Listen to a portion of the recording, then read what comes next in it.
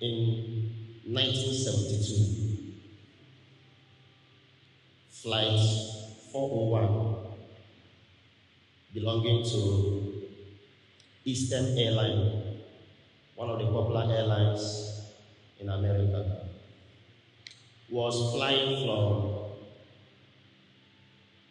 JF Kennedy's airport in New York and heading to Miami, other states in America.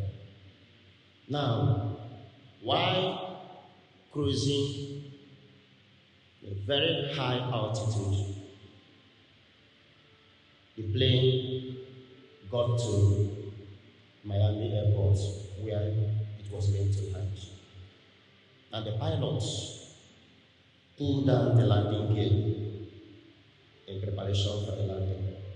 Now, when the pilots pulled down the landing gear, the indicator lights that we tell the pilots that the landing gear has been successfully pulled did not show. So the pilot was worried. What happened? So the technical crew who were aboard the flight went to the bulb. The little bulb was not worth more than 75 cents, not even up to $1. Just a little tiny bulb.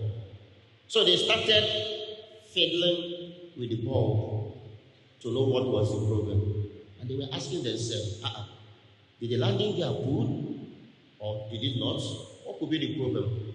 Or did the bulb develop a fault? So, before you know it, both the pilots, all the seasoned, well-paid engineers, all of them clustered around this tiny bulb and they were fiddling with it. As they were fiddling with this bulb, something tragic was happening and they didn't know. And what was that? That the plane was losing altitude as they were fiddling with the bulb. By the time they realized what was happening, it was already too late. And the plane crashed into the swamp in the Everglades there, killing 101 people, leaving only 72 survivors. Now, people who have read about this aviation tragedy, after studying everything, they say that this was the most unnecessary air mishap in the world. Why did they call it unnecessary? They called it unnecessary in the sense that that little indicator light has no reason to distract the attention of the pilot and every other technical crew, because one major rule in the aviation industry is this: keep the plane flying. That is the one major rule in the aviation industry. Whatever is the issue, make sure that that plane is kept flying. If you ever lose sight of that and start doing other thing, then tragedy will not take long in coming.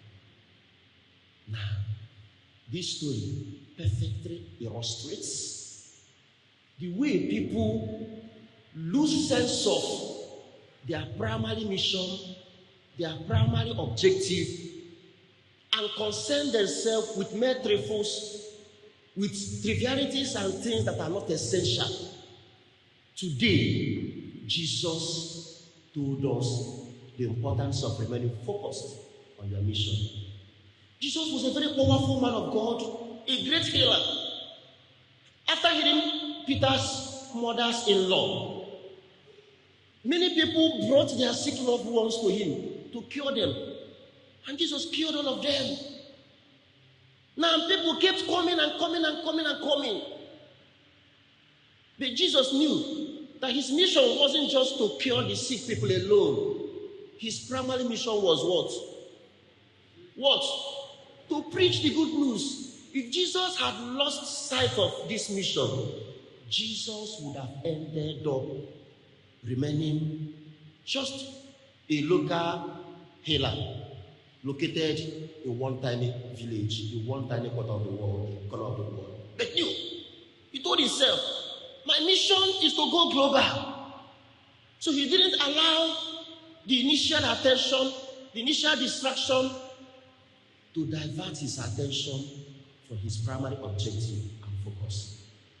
And that launches me into the question I would like to ask all of you here today.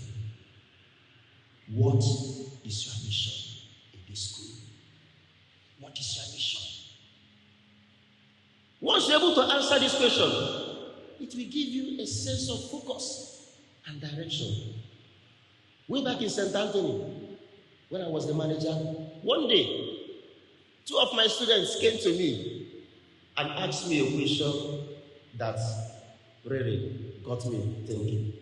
They came and asked me, Father, being a footballer and being a medical doctor, which one is more lucrative?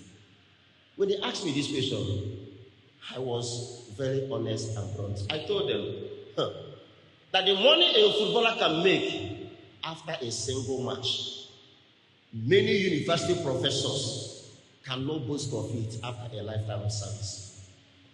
Maybe a lifetime of service that spanned 25 years or 30 years.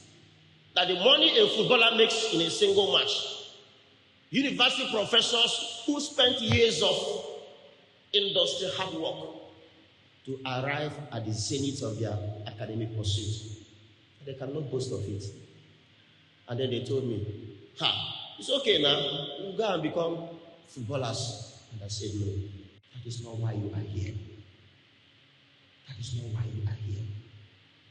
Because these are the kind of questions that can change your focus and push your mind away from the major thing that has brought you here.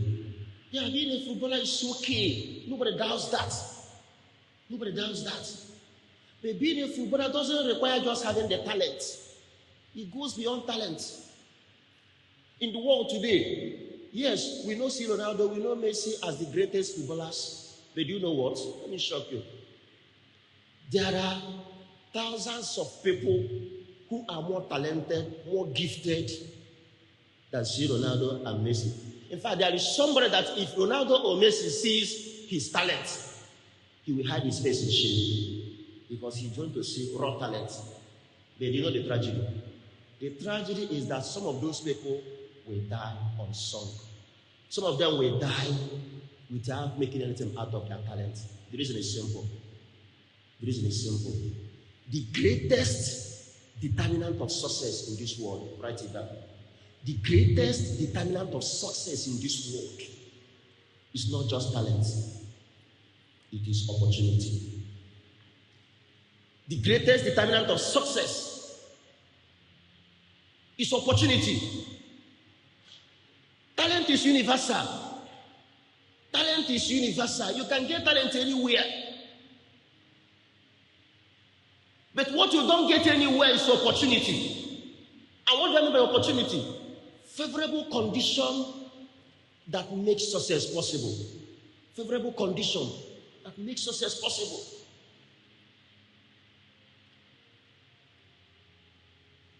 You may have a dream of being a medical doctor, but if you don't have an opportunity of getting to university, you can never become one. So nothing can take the place of opportunity when it comes to realizing your God-given potential. I was reading a book sometime in the past. A man called Malcolm Gladwell. This man did something that was very impressive. The book he called Outliers. In that book, this man made a study of the richest people in the world of today. The likes of Bill Gates, very influential people. And he discovered something that was very surprising. What did he discover? That all those who have made fortune in the world of computer technology were those who had the fortune of being born from around 1950s.